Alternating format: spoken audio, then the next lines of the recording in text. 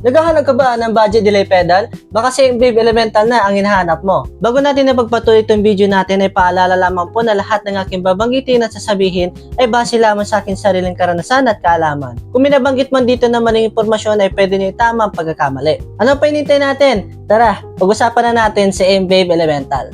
Yo, what's up? This is GDPX. Welcome sa ating another video at dito sa ating video ay gagawa naman tayo ng reviews at demo dito sa ating M-Wave Elemental. Sino nga ba si M-Wave Elemental? Si M-Wave Elemental ay isang delay pedal or delay effects na ginawa ni M-Wave noong 2024. Alam nyo ba, share ko lang no, simula nung lumabas itong delay pedal na ito, agad-agad akong bumili nito kasi nga base sa mga napapanood ko mga reviews, mga demo niya, sobrang nagagandahan ako sa kanya, lalo yung ice delay niya. Kaya kung naghahanap kayo ng budget delay pedal, ito na siguro isa sa mga marerecommend ko para sa inyo. Unahin muna natin sa features na meron dito sa pedal na ito. Una na dito ay meron siyang siyam na iba't ibang klaseng delay effects tulad ng mga analog, dual, reverse, ice delay pattern at iba't iba pang mga klaseng delay effects na meron dito sa M-Wave Elemental. Pangalawa ay kaya niyong umabot hanggang 3,000 milliseconds or 3 seconds. Pangatlo ay meron na din siyang top tempo at meron din siyang hold mode for more flexible controls. At ang pedal na rin nito ay compact din siya at meron din siyang durable design.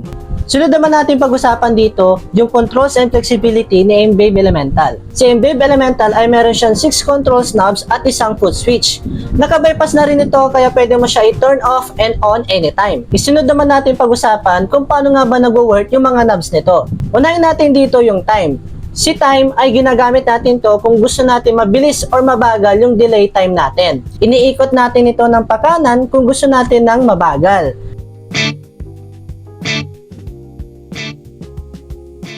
Iniikot naman natin to ng pakaliwa kung gusto naman natin ito ng mabilis.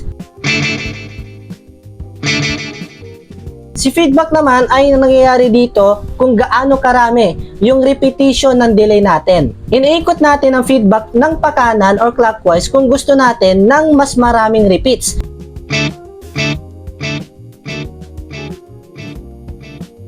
Iniikot naman natin ito ng pakaliwa or counterclockwise kung gusto natin ng kokonti lang yung repeats ng delay natin.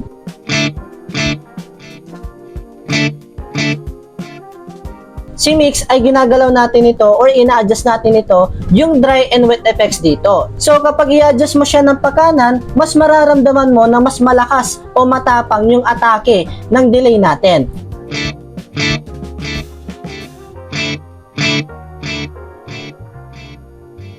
At kung binabawasan naman natin ito or counterclockwise, ito parang kokonti lang or hindi mo mararamdaman masyado yung delay mo.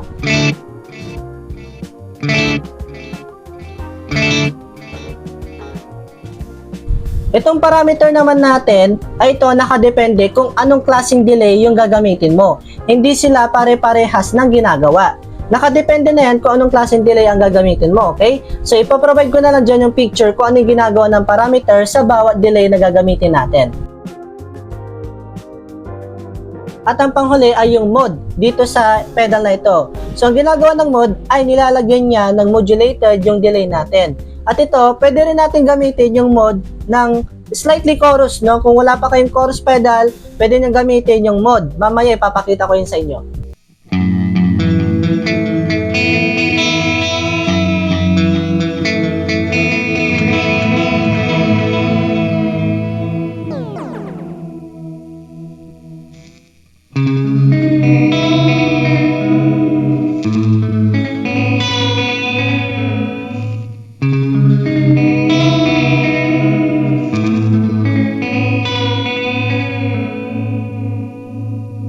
Ngayon, nalaman nyo na kung paano nag-work yung mga knobs dito sa Elemental natin.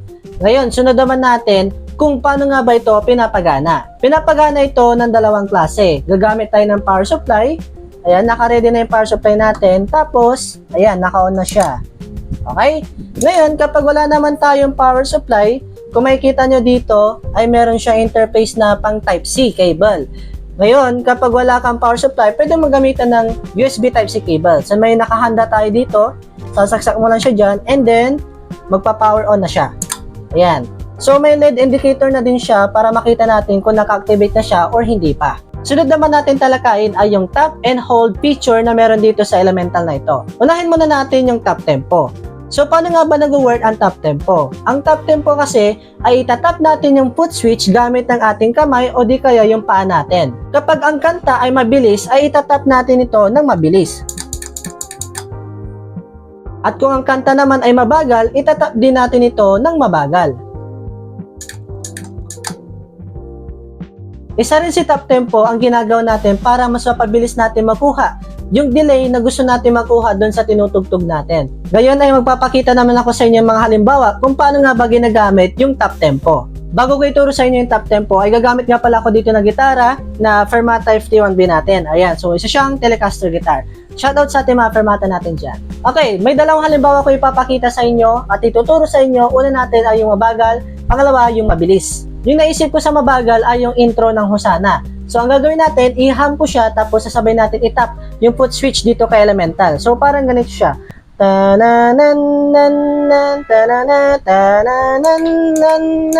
So, subukan natin siya kung nakuha natin siya agad, okay? Hindi man siya perfect sa una, pero ganito nag-work yung top tempo.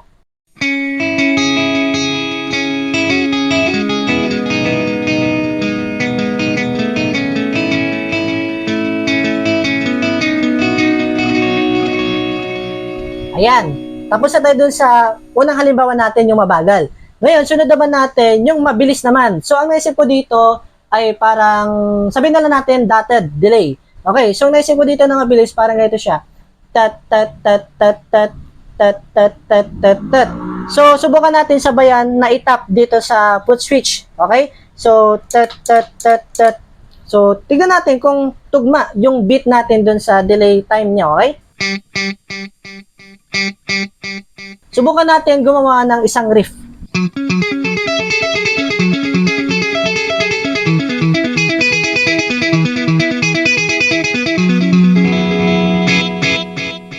O diba? At gano'n nag-work yung top tempo na tinatawag natin. Sunod naman natin dito yung hold mode feature ni M-Wave Elemental. Kung familiar kayo dun sa freeze pedal, parang gano'n siya, okay? Pero pag hindi naman kayo familiar, ito may paprovide na lang ako sa inyo na video para magkaroon kayo ng ideya.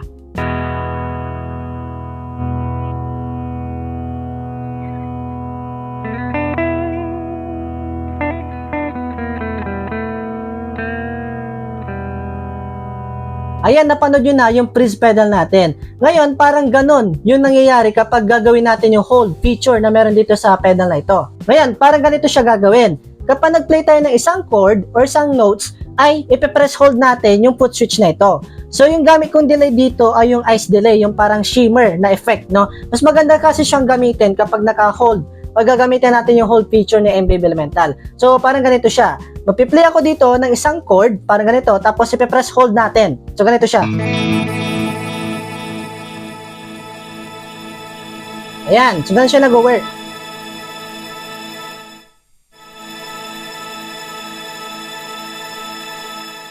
Ayan, nalaman nyo na kung paano nga ba nag-work ang isang top tempo at hold feature na meron dito sa pedal na ito. Pero ang tanong, may thrills nga ba itong pedal na ito? Alamin natin yan sa ipapakita kong video sa inyo.